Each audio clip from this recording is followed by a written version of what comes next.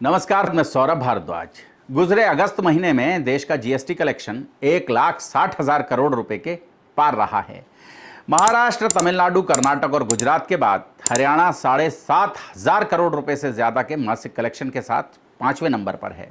दूसरे शब्दों में कहें तो 2% की आबादी के साथ बेर भर का हरियाणा देश के टैक्स पूल में 5% से भी ज्यादा का योगदान दे रहा है। यूपी, बिहार, राजस्थान और तो और कई अपने बड़े भाई पंजाब और दिलदारों की दिल्ली के मुकाबले यह रकम बहुत ज़्यादा है। आजकल हरियाणा में मुख्यमंत्री मनोहर लाल पर खूब मीम बनाने का, खूब उनका मखौल उड़ाने का फैशन है, लेकिन आप नकार नहीं सकते मनोहर लाल की इन उपलब्धियों को, उनकी इन अचीवमेंट्स को।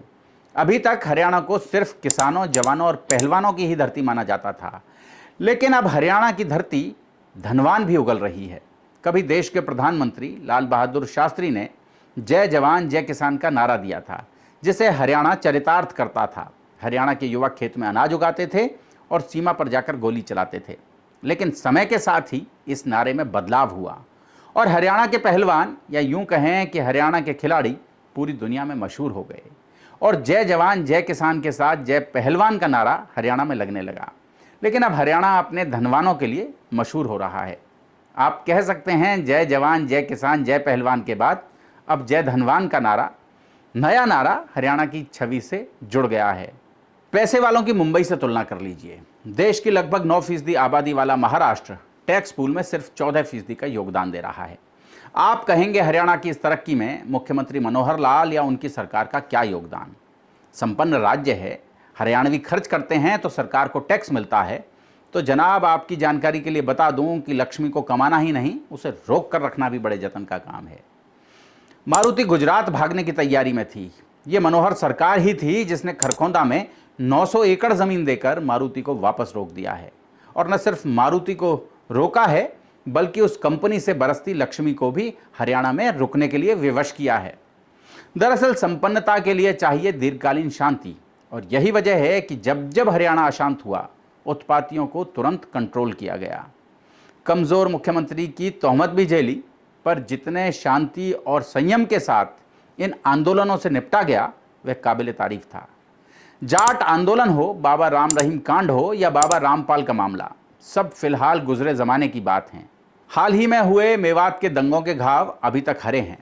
आप हिंदू हैं तो मन में नकारा मुख्यमंत्री के रूप में मनोहर लाल की छवि को आपने और पुख्ता किया होगा, जिसने मेवों को समय से कंट्रोल नहीं किया। और मुसलमान हैं तो मनोहर को बेरहम मान लिया होगा, जिसने दंगाइयों की तलाशी के नाम पर गांव के गांव खाली करा दिए। व्यस्क छोड़िए, मनोहर के खौफ से वहां युवा ही नहीं, किशोर भी अब तक गांवों से भागे हुए हैं। लेकिन जितनी तेजी से इन दंगों को नियंत्रित किया गया, वह अपने आप में इस देश के लिए बड़ा उदाहरण है। न दंगाई बख्शे गए और न बड़बोला बिट्टू। दक्षिणी हरियाणा में गुरुग्राम की नाक के नीचे जहां एमएनसी हब है, ऐसा दंगा लक्ष्मी को अलोप कर सकता था। विदेशी निवेशकों के मन में डर बैठाकर उनका भरोसा तोड़ सकता था। लेकिन मनोहर लाल ने तमाम आलोचनाओं को झेलते हुए हरियाणा में शांति स्थापित कर डाली, लक्ष्मी के प्रवाह को आबाद रखा है। दरअसल ऐसे और बहुत सारे उदाहरण हैं। मनोहर पॉलिसी के कारण यहाँ उद्योग धंधे बढ़ रहे हैं और साथ ही बढ़ रही है लोगों की परचेसिंग पावर और जीएसटी की थैली भी। आप में से बहुत सारे लोग कहेंगे कि हरियाणा अमीर हो रहा है, हमें क्या? यहाँ अमीर खर्चा कर रहे हैं, हमें क्या? हमारे शहर की सड़कें तो टूटी फूटी हैं, सीवर के खुले ढक्कन लोगों की जान ले रहे हैं, हर ओर कचरा फैला है। फिर कैसे माने कि प्रदेश में सुशासन है? तो माननीय मुख्यमंत्री मनोहर लाल जी, आप अपनी सीएम विंडो खोलकर सुन लें। फरीदाबाद जैसे शहर में आपके निकम्मे अफसरों ने ऐसा गंद मचाया है कि आपको खुद कहना पड़ा। क्योंकि इतना पैसा लग रहा है नगर निगम में और इस पैसे का दुरुपयोग हो रहा है। पिछले 5-6 साल 7 साल में कितनी कारपोरेशन के सब में सबसे ज्यादा शिकायत में फरीदाबाद की मिल रही है। जितना दुनिया भर का पैसा मैं शब्द प्रयोग कर रहा हूँ, नगर में लूट भी रहा है और लुटवाई भी हो रही है।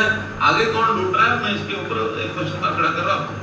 बल्कि यहाँ कुछ जो धंधे पकड़े गए वो भी पकड़ लिए हमने, और उसमें मैं बहुत सीरियस हूँ इस मामले में। मुख्यमंत्री जी, इन भ्रष्ट और निकम्मे अफसरों का इलाज कर दो, मेरा फरीदाबाद बहुत बढ़िया हो जाएगा। जोड़ेंगे आपको मनोहर सरकार की नीतियों की स्पष्ट मीमांसा के साथ। बहुत बहुत धन्यवाद।